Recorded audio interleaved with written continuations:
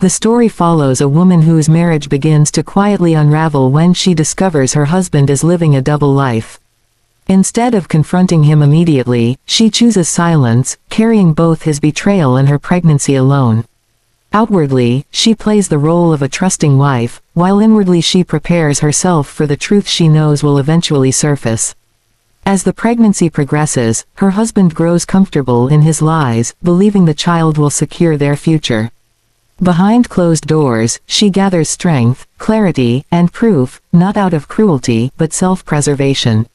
When the DNA results finally arrive, they expose far more than the baby's paternity, they reveal the full weight of his deception to family and friends.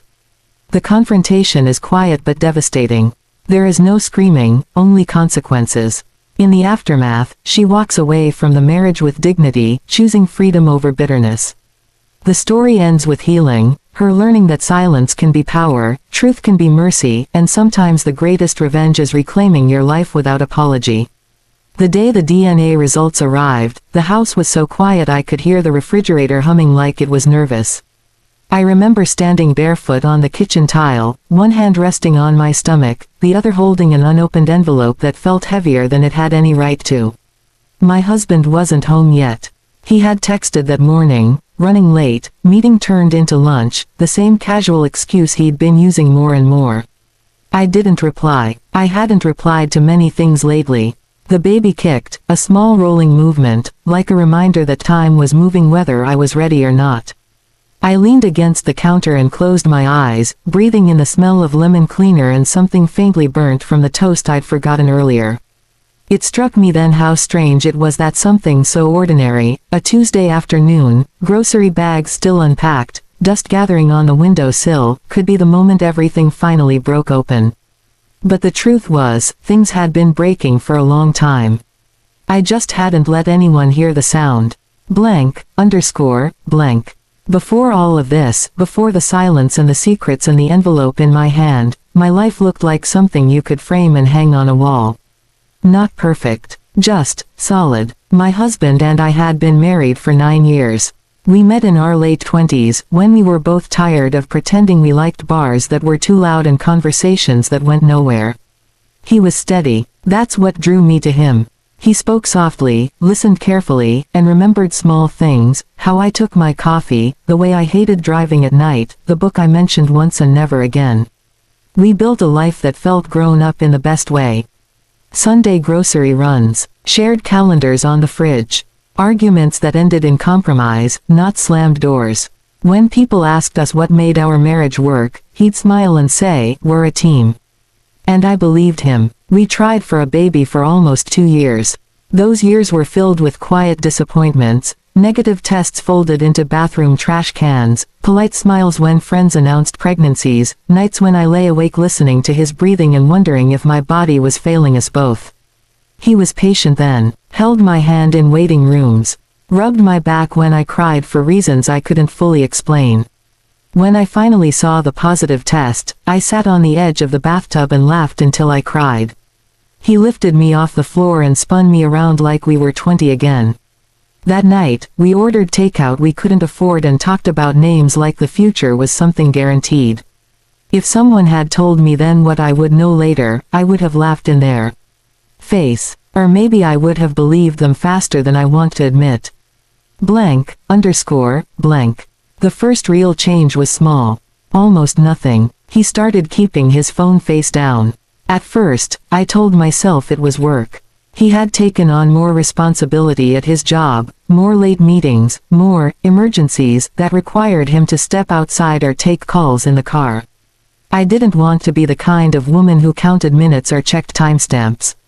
Trust, I believed, was something you practiced. But trust doesn't stop your stomach from tightening when patterns change. He laughed less at home. His patience thinned in ways that felt unfamiliar. Sometimes I'd be talking about something simple, what color to paint the nursery, whether we should visit my sister that weekend, and his eyes would glaze over, like his body was present but his mind had already left the room. One night, around my 4th month, I woke up to find his side of the bed empty. The clock read 2:13 a.m. I listened for movement, for the sound of the bathroom door or the creak of the hallway floorboard. Nothing. I found him sitting in the car in the driveway, phone glowing against his face. When he saw me at the front door, he jumped like a teenager caught doing something wrong. Couldn't sleep, he said quickly. Didn't want to wake you. I nodded. I always nodded. Later, lying awake beside him, I placed his hand on my stomach and waited for the baby to move. He smiled when it did, but the smile didn't reach his eyes. And for the first time since I got pregnant, fear settled in my chest, not fear of becoming a mother, but fear of doing it with someone who might already be leaving. Blank. The discovery didn't come in a dramatic rush. There was no lipstick on a collar, no stranger calling the house. It came in pieces. A receipt in his jacket pocket for a restaurant we'd never been to together. A name that popped up on his phone screen late at night, silenced before it could ring twice. The way he showered the moment he came home, like he was washing something away. I started noticing how often he mentioned a woman from work, always casually, always in passing. She's on that project too. She asked a good question in the meeting. He never used her name at first, which somehow made it worse. When I finally heard it, it stuck in my head like a song you can't turn off. I didn't confront him, not then. I watched. I listened. I learned the difference between suspicion and certainty, and how long it takes to cross that distance. The night I knew for sure was quiet and cruel in its simplicity. He fell asleep on the couch, exhausted, phone slipping from his hand to the floor. I stared at it for a long time before picking it up, my heart pounding so loudly I was sure it would wake him. I told myself I was only going to check the time. But when the screen lit up, the messages were already there. No password, no caution, just confidence. There were months of them. Inside jokes. Complaints about me, how pregnancy had made me sensitive, how he felt trapped, how he didn't recognize his life anymore. And threaded through it all were plans. Hotel rooms, lunches that ran long, a future discussed in half-serious tones, like a fantasy they were slowly rehearsing into something real. I sat on the floor, my back against the couch, one hand over my mouth to keep from making a sound. What shocked me most wasn't the affair. It was how easily he had erased me from his version of the story. I didn't confront him the next day. Or the day after that. I went to my prenatal appointment. Listened to the heartbeat. Smiled at the nurse. I folded baby clothes and made dinner and asked him about his meetings. I watched him lie with the same mouth he used to kiss my forehead goodnight. People like to believe that betrayal always comes with rage. That the natural response is to explode, to demand answers, to burn everything down. But sometimes, betrayal freezes you. I needed time. Time to think. Time to understand what I wanted, not what would hurt him most, but what would protect me and my child. And somewhere in that silence, a different kind of clarity began to form. The baby was due in 5 months. The affair had been going on for almost a year. There was a question that wouldn't leave me alone, no matter how hard I tried to ignore it. And I already knew the answer before I ever said it out loud. I didn't tell him about the DNA test when I scheduled it. I told him it was routine blood work. Told him the doctor wanted to check a few things. He didn't ask questions. He trusted me. Or maybe he just wasn't paying attention anymore. The irony of that wasn't lost on me. When the nurse drew my blood, she smiled and asked if this was my first baby. I nodded. She told me I was doing great. That everything looked healthy. I held onto those words like a lifeline. At home, my husband started talking more about the future. About how the baby would change everything. About how we'd be a family, for real, now. He said it with such conviction that for a moment, I wondered if he believed it himself. At night, I lay awake and listened to him breathe, my hand on my stomach, my heart divided into pieces I wasn't sure I could put back together. I wasn't planning revenge. I was planning freedom. The envelope arrived on a Tuesday. And that's where I stood, in the kitchen, the refrigerator humming, my baby moving beneath my palm, holding the truth I had already lived with for months. The front door opened behind me. I heard his keys drop into the bowl by the wall. "Hey," he said, cheerful, unaware. "You wouldn't believe the day I've had." I didn't turn around. I stared at the envelope and felt something inside me settle. Not anger, not triumph, acceptance. Because once the truth is in your hands, pretending becomes impossible. And everything that comes after is choice. I didn't turn around when he walked into the kitchen. I could tell where he was by the sound of his shoes, how he dragged the right heel slightly, the way the floorboard near the sink always creaked under his weight. 9 years of marriage trains your ears in small, useless ways. "You okay?" he asked, setting his phone down on the counter. "You're awfully quiet." I finally faced him then. He looked the same as always, tie loosened, sleeves rolled up, that faint smile he used when he wanted things to feel normal. I wondered how many times he'd worn that smile for someone else. "I'm fine," I said. And in that moment, it was the truest lie I'd told all day. I slipped the envelope into the drawer beneath the stack of grocery lists and folded receipts. Not because I was hiding it, but because I wasn't ready yet. I needed the evening to pass like any other. Dinner, dishes, television murmuring in the background. One more night of ordinary before everything changed. We ate spaghetti that night. He complimented the sauce, asked if the baby had kicked today. I nodded and smiled at the right moments, marveling at how easy it was to perform when your heart has already accepted the ending. When we went to bed, he reached for me in the dark, his hand resting on my hip. I stiffened for a moment before reminding myself that this was temporary. Everything was temporary now. I stared at the ceiling long after his breathing deepened into sleep, thinking about how love doesn't usually end with a scream. Sometimes it ends with a decision made quietly, long before the other person realizes the conversation has already happened. Blank, underscore, blank. The next few weeks passed in a strange, suspended way. The DNA results sat unopened in my drawer, a silent witness to everything I already knew. I wasn't avoiding them, I was choosing my moment. In the meantime, I prepared. I opened a new bank account in my name only. I gathered copies of documents, mortgage papers, insurance policies, tax returns, slipping them into a folder beneath my winter sweaters. I spoke to a lawyer during my lunch break one afternoon, sitting in my car with the windows cracked, my heart pounding like I was doing something illegal. "You're not the first woman to come in pregnant and heartbroken," she told me gently. "And you won't be the last. The important thing is that you're thinking ahead." Thinking ahead. That was something I was good at now. At home, my husband grew softer. More attentive. He brought home flowers for no reason. Kissed my cheek before leaving in the mornings. Told me he loved me more often, like repetition could make it true again. Guilt does that to people. It makes them generous in shallow ways. One night, he suggested we host a small dinner, his parents, my sister, a few close friends.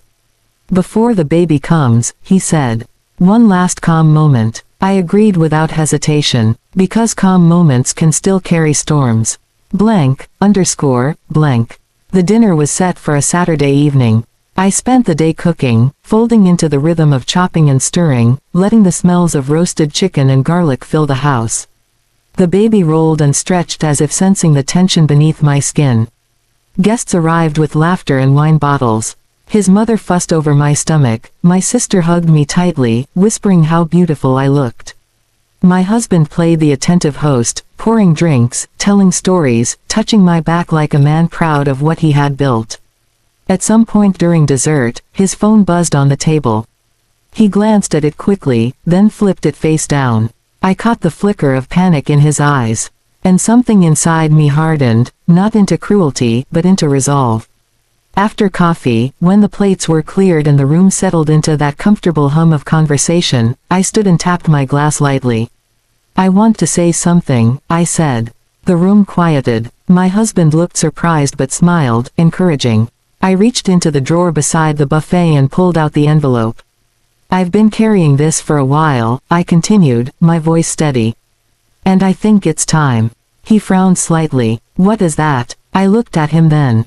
Really looked. And for the first time in months, I felt taller than my fear. "It's the DNA test," I said. "For the baby." The silence that followed was absolute. Even the clock on the wall seemed to hold its breath. His smile faltered. "Why would you? I let you believe the baby was yours," I said softly. "Because you believed so many things that weren't true." His face drained of color. I didn't open the envelope. I didn't need to. The truth had already lived between us long enough. I know about her, I continued. I know about the lunches and the hotel rooms and the life you were planning while I was building this one. Gasps rippled through the room. His mother's hand flew to her mouth. My sister stood abruptly, eyes wide. He tried to speak, to stand, to interrupt, but the words tangled in his throat. I stayed silent. I said, not to punish you, but to protect myself, and to make sure that when this came out, it came out clean. I placed the envelope on the table between us. The results are there, I said. You can open them if you want. Or you can accept what you already know. His eyes filled with something like desperation. Please, he whispered. Not like this. I nodded. You're right. Not like this. I turned to our guests, my voice gentle again. I'm sorry to involve you. But I won't pretend anymore. I excused myself then, walking calmly down the hallway, each step lighter than the last. Behind me, the room erupted into voices, questions, accusations, disbelief. I closed the bedroom door and sat on the edge of the bed, my hands shaking now that the moment had passed. For the first time in months, I cried. Blank. He knocked on the door an hour later. I opened it just enough to see his face, red-eyed, undone, the mask finally gone. It's not mine, he said hoarsely. Is it? I shook my head. No. He sank against the wall, sliding down until he sat on the floor like a child who'd lost something precious.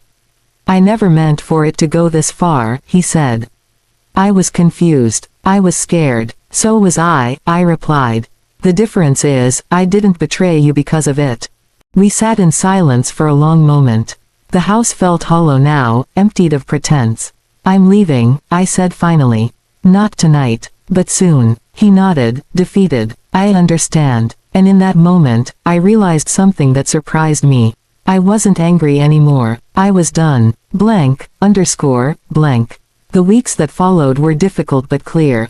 Papers were signed. Plans were made. He moved out quietly, taking only what he needed. His affair didn't survive the truth, secrets rarely do. People chose sides. Some offered support. Others offered judgment. I focused on what mattered. My health. My child. My future. When the baby was born, I held them close and whispered promises I intended to keep. About honesty. About strength. About choosing yourself even when it's hard. The DNA results had exposed him. But they had freed me. And freedom, I learned, doesn't always arrive loudly. Sometimes it comes in an envelope you already understand, waiting patiently for you to be ready to open your life instead. After he moved out, the house felt larger than it ever had before. Not empty exactly, just quieter in a way that made every sound noticeable. The refrigerator clicked on and off. The wind brushed against the windows at night. My own footsteps echoed down the hallway like they belonged to someone else. For the first few days, I moved through the rooms without really seeing them. I slept on my side of the bed, close to the edge, one hand resting on my stomach like an anchor. The baby kicked more often now, stronger, more insistent, as if reminding me that I didn't have the luxury of falling apart completely. People started calling. His mother called first. She cried. She asked how I could embarrass him like that, in front of family. I listened quietly, then told her the truth didn't begin at that dinner table. It began months earlier, when he chose secrecy over honesty. She didn't call again after that. My sister came over with groceries and stayed longer than she said she would. She didn't ask many questions. Just folded laundry with me, her presence steady, grounding. At one point she looked at me and said, "I'm proud of you."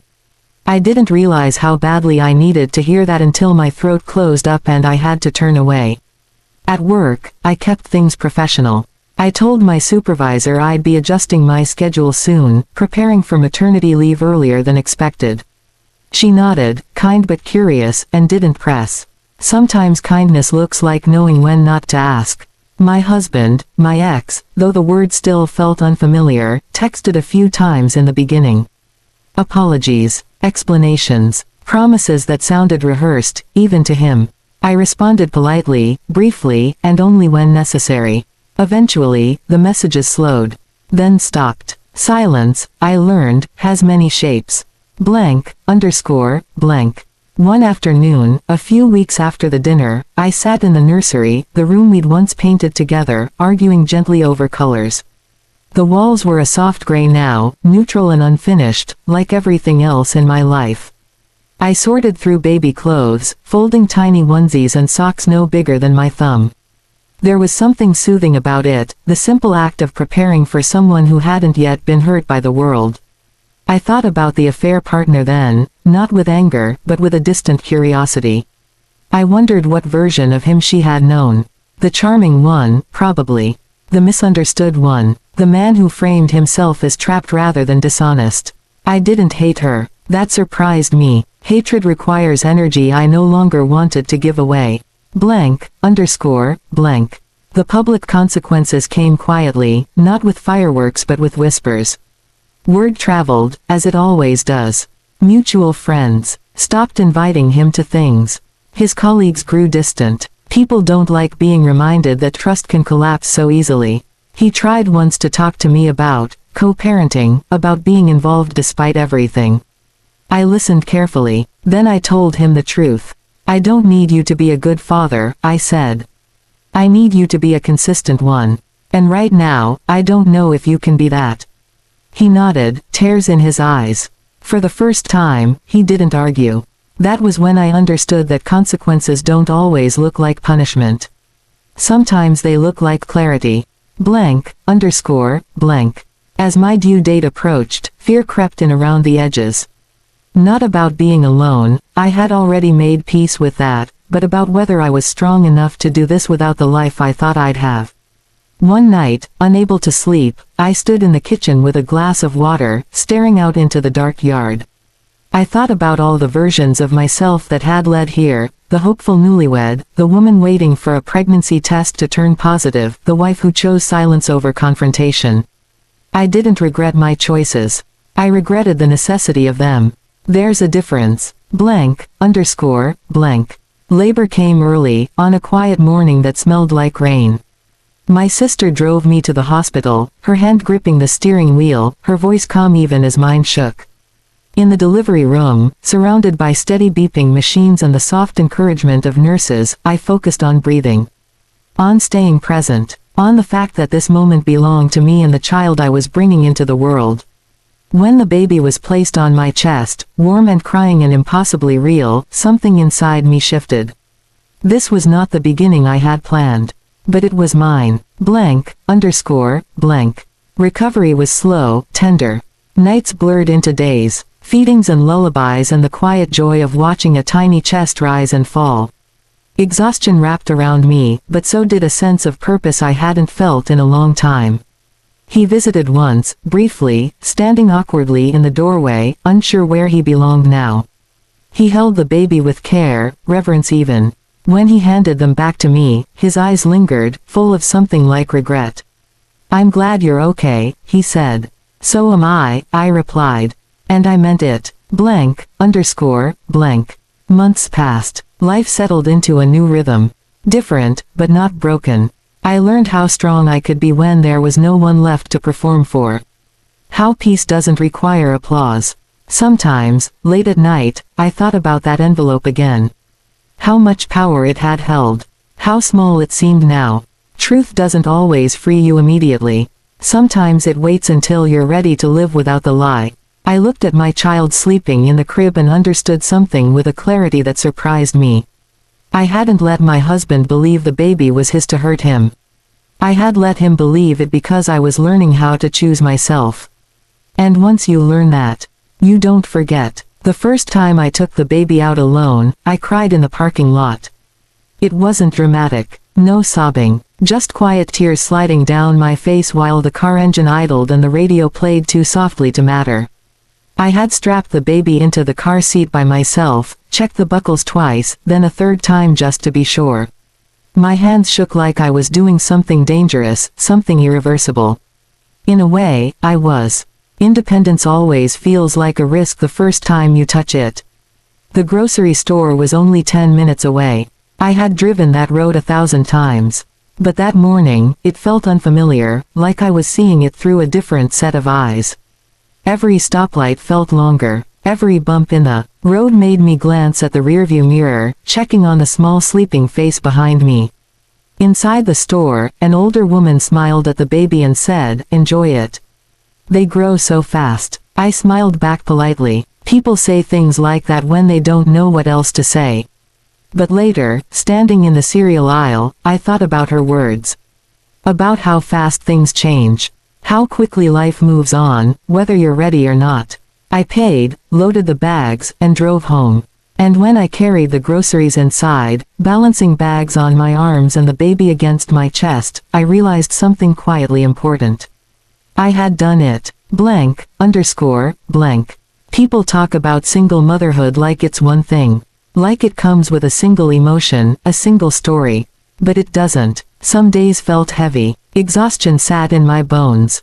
There were nights I paced the living room, whispering lullabies through tears, wondering how I would afford childcare or whether I'd ever sleep more than 2 hours at a time again. Other days felt light in ways I hadn't expected. Peaceful, honest. There was no tension in the air. No waiting for someone to come home and disappoint me. No watching the clock or wondering who he was texting. The house belonged to me and the baby now, and the quiet felt earned. I stopped flinching at my phone. I stopped rehearsing conversations in my head. I started breathing again. Blank. He asked to see the baby more often as time passed. At first, once a month. Then twice. He tried to be polite, careful with his words, like he was afraid of stepping on broken glass. I set boundaries, clear ones. We met in public places at first, parks, coffee shops. He held the baby gently, always a little stiff, like he wasn't sure how much space he was allowed to take up in our lives. I watched him closely, not with bitterness, but with attention. People can change. I believe that. But change requires consistency, not promises. He asked once if I hated him. I thought about it before answering. No, I said. I don't hate you. I just don't trust you. The difference mattered. Blank. One afternoon, while the baby napped, I finally cleaned out the last of his things from the hall closet. A jacket I hadn't seen him wear in years. A pair of shoes scuffed at the heel. The faint scent of his cologne still clinging to fabric. I folded everything carefully, placing it into a box. At the bottom of the closet, behind a stack of old photo albums, I found something unexpected.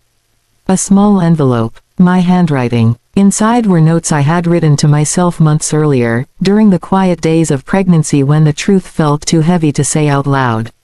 You were not crazy. You were allowed to leave. Silence is not weakness if it's chosen. I sat on the floor and read them again and again, my chest tightening. I had forgotten how alone I felt then. How much strength it took to stay calm when everything inside me wanted to scream. I hadn't been passive. I had been patient. And patience, I realized, is often mistaken for surrender. Time softened the sharpest edges of the pain. Not all of it, but enough. I returned to work part-time. The first day, leaving the baby with my sister, my chest ached like something was being pulled away from me. But I needed to build something solid again. Financially, emotionally, personally. Work became a place where I remembered who I was beyond motherhood and marriage. I spoke in meetings. I laughed with coworkers. I drank coffee while it was still hot. Small victories matter when you're rebuilding. One evening, after a long day, I caught my reflection in the bathroom mirror. Dark circles under my eyes. Hair pulled back, messily, but my eyes looked clearer than they had in years. I looked like someone who had survived something. The divorce finalized quietly. No courtroom drama, no shouting, just signatures and a judge who spoke gently, like she understood that endings don't need an audience. When it was over, I sat in my car for a long time, hands resting on the steering wheel, letting the finality settle. I didn't feel triumphant. I felt finished. There's a difference between winning and being done. I drove home and held my baby, breathing in that soft, familiar scent that grounded me more than anything else ever had. This was my life now. And it was enough. Sometimes, late at night, when the house was dark and the world felt far away, I thought about the woman I used to be. The one who believed love alone could carry a marriage. The one who thought patience would always be rewarded. I didn't judge her. She did the best she could with what she knew. But I was someone else now. Someone who understood that love without honesty is just a story people tell themselves to feel safe. Someone who knew that silence can be powerful, but only when it leads you toward truth. Blank, underscore, blank. The DNA results stayed in the drawer for a long time. One day, while organizing paperwork, I came across the envelope again. It looked smaller now, less important. I opened it finally, not because I needed proof, but because I wanted closure. The words were clinical, impersonal, clear. I read them once, then folded the paper and placed it back inside. The truth had already done its work. I shredded the document later that afternoon, watching the pieces fall into the bin. Some things don't need to be carried forever. Blank, underscore, blank. As the baby grew, laughter filled the house again. Real laughter. The kind that comes from unexpected joy, not forced normalcy. I started imagining a future that wasn't defined by what I had lost, but by what I was building. One night, rocking the baby to sleep, I whispered promises again. Not about perfection, about honesty, about courage, about choosing truth, even when it's quiet and slow and hard. Especially then. The first time I laughed without feeling guilty, it startled me. It happened on an ordinary afternoon. The baby was on a blanket in the living room, chewing determinedly on a soft toy like it was serious work. I was sitting on the floor beside them, folding laundry and listening to an old song on the radio, one I used to love before everything fractured. When the baby looked up at me and let out a sudden, breathy giggle, something in my chest loosened. I laughed back, out loud. The sound felt unfamiliar, like using a muscle I hadn't stretched in a long time. For a moment, I waited for the usual follow-up emotion, the shame, the reminder that I wasn't supposed to feel light yet. It didn't come. That was when I understood that healing doesn't always announce itself. Sometimes it slips in quietly, disguised as a laugh on a Tuesday afternoon. Blank, underscore, blank. Not everyone was comfortable with my calm. Some people expected bitterness. Others expected tears. A few seemed almost disappointed that I wasn't angrier, louder, more broken. There's a strange comfort people find in dramatic pain. It reassures them that betrayal has a predictable shape. Mine didn't. When acquaintances asked how I was really doing, their voices lowering like they were bracing for something tragic, I told the truth. I'm okay, I said. Some days are hard. Most days are honest. They nodded, unsure what to do with that. I learned quickly that peace can make people uneasy. Blank, underscore, blank. My ex-husband's presence in our lives stabilized into something steady but distant. He showed up when he said he would. He asked questions about the baby's routines. He listened more than he talked. I didn't praise him for it. Showing up isn't a favor. It's a responsibility. Still, I watched carefully. Over time, I allowed a cautious respect to grow, not for who he had been, but for who he was trying to become. Whether it would last, I didn't know. But I wasn't building my life around that uncertainty anymore. One afternoon at the park, as he pushed the stroller slowly along the path, he said, "You seem lighter." I considered that. "I am," I said. I stopped carrying things that weren't mine to hold. He nodded, eyes on the ground. "I'm sorry it took losing you for me to understand that." I didn't respond. Some realizations arrived too late to change the outcome, but just in time to prevent repetition. Blank, underscore, blank. As the months passed, I found myself reconnecting with parts of me I hadn't realized I'd put away. I started reading again, real books, not just parenting articles and instructions. I cooked meals that took longer than necessary because I enjoyed the process. I went on walks in the evenings, the baby bundled against my chest, the world slowing down around us. I noticed how the air smelled different after rain, how the sky softened at dusk. There's a particular clarity that comes after emotional chaos, like stepping outside after a storm and realizing the world has rearranged itself without asking permission. I like the new layout. Blank, underscore, blank. One evening, while putting the baby to bed, I caught my reflection in the nursery mirror again. This time, I smiled at her, the woman looking back at me. She wasn't who I had imagined I'd be at this stage of life. She was stronger, quieter, more deliberate. She had learned that love isn't proven by endurance. It's proven by truth. Blank, underscore, blank. The question people asked most often, sometimes delicately, sometimes not, was whether I regretted how I handled things. Do you ever wish you'd confronted him sooner? Don't you think letting him believe the baby was his was too much? Wasn't that cruel? I answered honestly. No, I said. Cruelty would have been staying and letting resentment turn me into someone I didn't recognize. What they didn't understand was this: my silence hadn't been about punishment. It had been about observation. About making sure I wasn't reacting out of shock or fear. I needed to know who I was without the noise. Only then could I decide what to do next. Blank, underscore, blank. There was one moment, though, just one, when doubt crept in. It was late at night, the baby finally asleep, the house wrapped in stillness. I sat at the kitchen table with a cup of tea, staring at nothing in particular, when a wave of what if swept over me. What if I had spoken sooner? What if he had chosen differently? What if the life I imagined could have been salvaged? I let the questions exist without answering them. Then I stood up, rinsed my cup, and went to bed. Some doors close not because you slammed them, but because you walked through another one and didn't look back. Blank, underscore, blank. The baby's first birthday came faster than I expected. I baked a small cake, invited my sister, a few close friends, and his parents. I debated the invitation list carefully, choosing peace over obligation. The afternoon was warm. Balloons bobbed gently in the yard. Laughter floated through the air. My ex-husband stood off to the side at times, watching. Not excluded, but not central. He understood his place now. When we sang, the baby clapped, delighted by the noise. Frosting smeared across small fingers. Cameras clicked. For a brief moment, I felt something close to gratitude, not for the pain, but for the clarity that followed it. Life hadn't turned out the way I planned. But it had turned out honest. Blank, underscore, blank. Later that night, after everyone left and the baby slept peacefully, I sat alone in the living room. The house was softly lit, warm and lived in. I thought about the woman I had been. When I first found out about the affair, frozen on the floor, phone glowing in my hand, heart breaking quietly so no one would hear.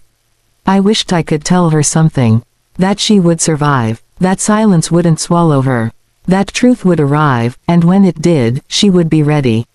I whispered it into the quiet anyway, just in case some part of her was still listening. Blank, underscore, blank. The envelope, the DNA results, no longer existed. But the lesson remained. Truth doesn't always need to be weaponized to be powerful. Sometimes it just needs to be held long enough for you to decide what kind of person you want to be when you finally set it down. I chose peace. I chose honesty. I chose myself. And every day after that choice, life felt a little more like my own. There's a moment in healing that no one really prepares you for. It's the moment when the pain stops being the loudest thing in the room. It doesn't disappear. It just steps back. Makes space for other sounds. The baby's laughter. The hum of the dishwasher. The quiet satisfaction of locking your front door at night and knowing exactly who is inside. That moment came for me on a morning that didn't look special at all. I was standing at the sink, rinsing bottles, sunlight slanting through the window in a way that made dust particles glow like tiny stars. The baby sat in the high chair, banging a spoon against the tray with serious concentration. I felt tired, yes, but grounded. Capable. And suddenly, without warning, I realized I wasn't waiting anymore. Not waiting for an apology to feel complete. Not waiting for regret to soften into something useful. Not waiting for my old life to somehow return and make sense of everything. I had already moved on. Blank, underscore, blank. That realization brought relief, and something else I hadn't expected. Grief. Not for the man I had lost, but for the version of myself who believed love meant endurance at any cost. I mourned her gently. She had tried. She had hoped. She had stayed quiet because she thought that was what strength looked like. I forgave her. Forgiveness, I learned, isn't always about other people. Sometimes it's about releasing yourself from the expectation that you should have known better sooner. Blank. My ex-husband and I had our first real disagreement post-divorce over something small. A missed pickup time. A message left unread too long. Old patterns trying to sneak back in through the cracks. I felt the familiar tightening in my chest, the urge to smooth things over, to make it easier. Then I stopped. I need you to be on time, I said calmly over the phone. If you can't be, you need to tell me in advance. This isn't about me anymore. It's about the baby. There was a pause on the line.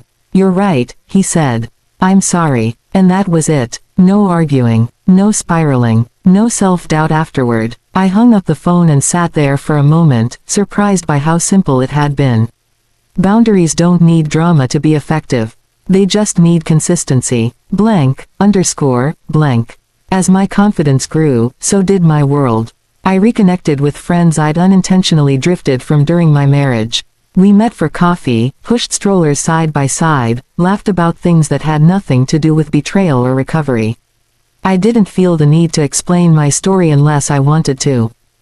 It no longer defined every conversation.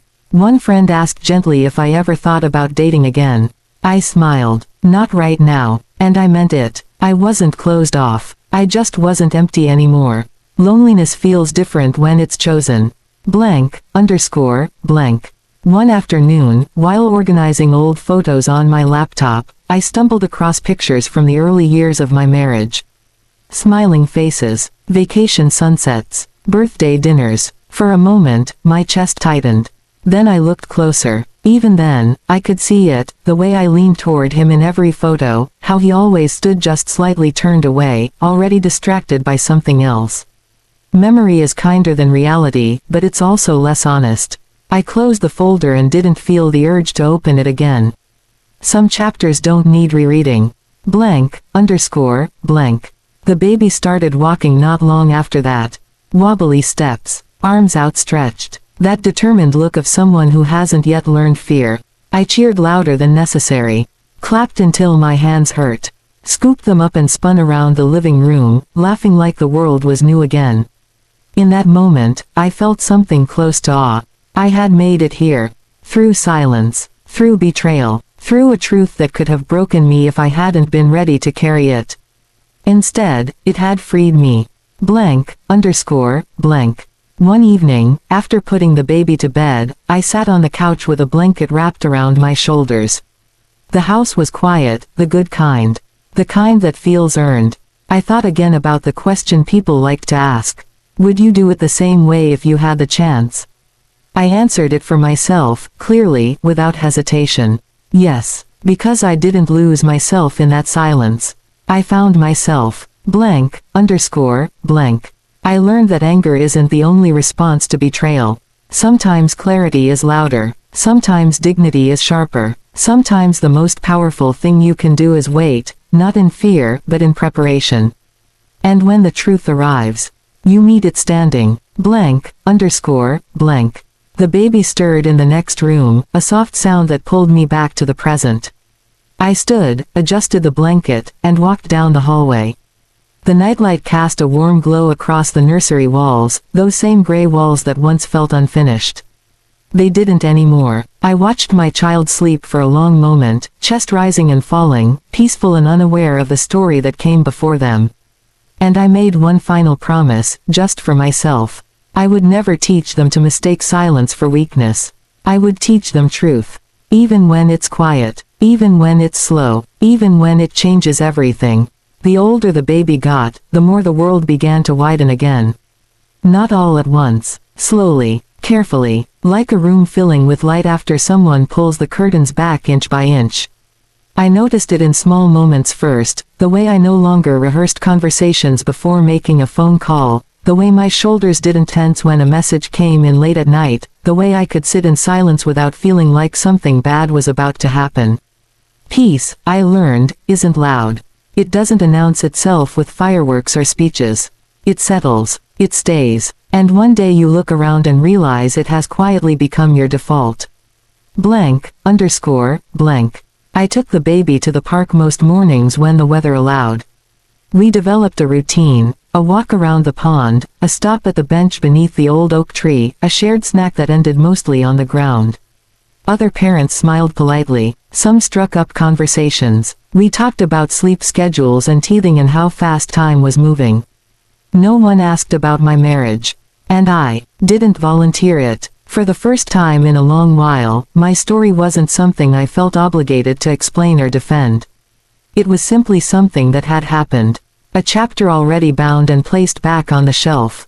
One morning, while watching my child toddle toward a group of pigeons with fearless enthusiasm, I felt something warm bloom in my chest. Joy, not the sharp, fleeting kind. The steady kind. The kind that doesn't need permission. Blank. There came a moment, not dramatic, not cinematic, when I realized I had forgiven my ex-husband.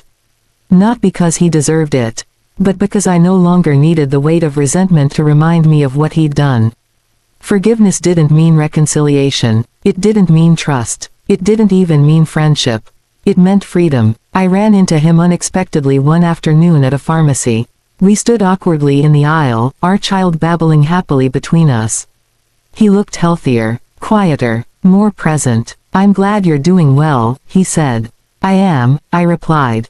And this time, there was no edge to it. No armor. We exchanged a few practical words about schedules and appointments, then went our separate ways. I didn't look back.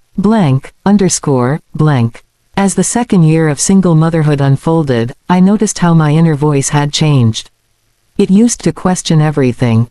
Are you overreacting? Are you being unfair? Should you give him more time? Now it sounded steadier. You know what you saw. You know what you felt. You were allowed to choose differently. Trusting myself again was one of the hardest and most rewarding parts of healing. Betrayal doesn't just break your heart. It fractures your confidence in your own perception. Putting that back together takes time. And patience. And a lot of quiet honesty. One evening, my sister and I sat on the porch after putting the baby to sleep. The air was warm, thick with the scent of cut grass and summer settling in.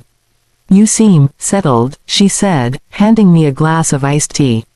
"I am," I said after a moment. Not because everything turned out okay, but because I stopped pretending it had to. She nodded slowly. "You know," she said, "a lot of people would have handled it very differently." "I know. Do you ever wonder if you were too calm?" she asked gently. I smiled. "No," I said. "I think I was exactly as calm as I needed to be to survive." There's a misconception that strength always looks like confrontation. Like raised voices. Like slammed doors. Like dramatic exits. But sometimes strength looks like restraint. Sometimes it looks like gathering information quietly while your heart is breaking. Sometimes it looks like choosing timing over impulse. Sometimes it looks like walking away with your dignity intact. I didn't let my husband believe the baby was his to be cruel. I let him believe it because I needed space to think clearly. Because I needed to know I wasn't acting out of shock. Because I needed to leave the marriage without losing myself. And I did. On the baby's second birthday, we went back to the same park where we had spent so many mornings together. This time, there were more people. More noise. More laughter. I watched my child run freely, unburdened by the past, and felt a deep, steady gratitude. Not for the betrayal, but for the clarity that followed it. Some lessons arrive wrapped in pain, but they still teach you how to live better if you let them. That night, after the house went quiet, I sat alone on the couch with the lights low. I thought about how the story might sound to someone else. She let him believe the baby was his. She waited. She didn't confront him right away. It would be easy to judge that from the outside. But living it from the inside was something else entirely. From the inside, it was about survival. About timing. About choosing the path that allowed me to leave whole instead of shattered. I don't tell this story to encourage silence in the face of betrayal.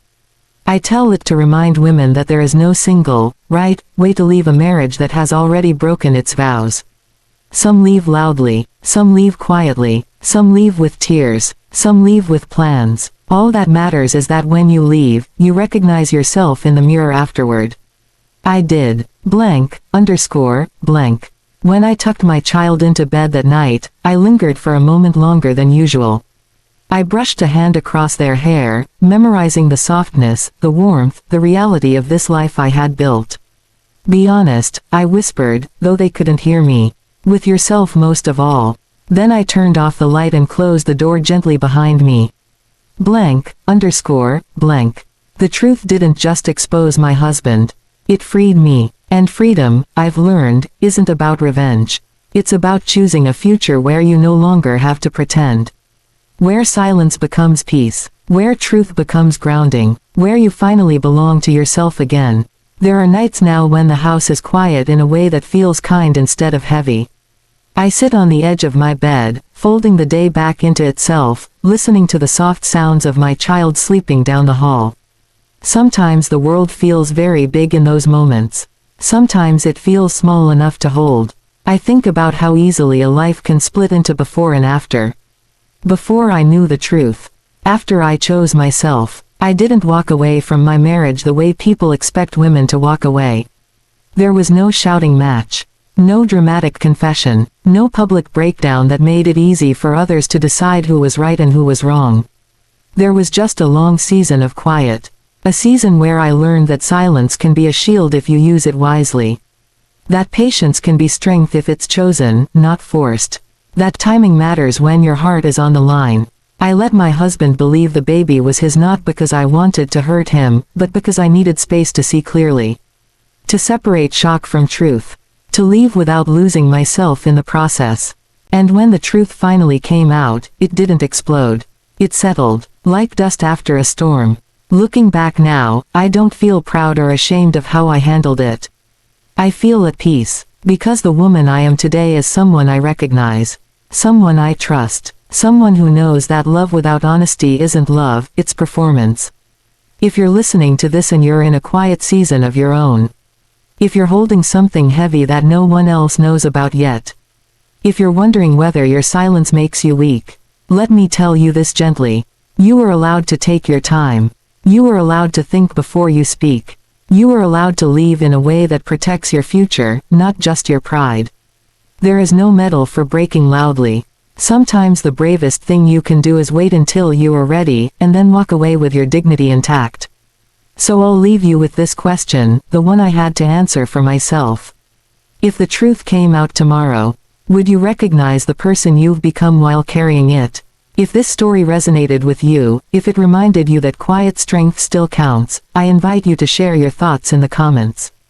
Would you have done what I did? Or would you have chosen a different path? And if you find comfort in stories like this, real stories about resilience, truth, and choosing yourself, consider subscribing and supporting this space. You never know which story might help you feel less alone. Thank you for listening.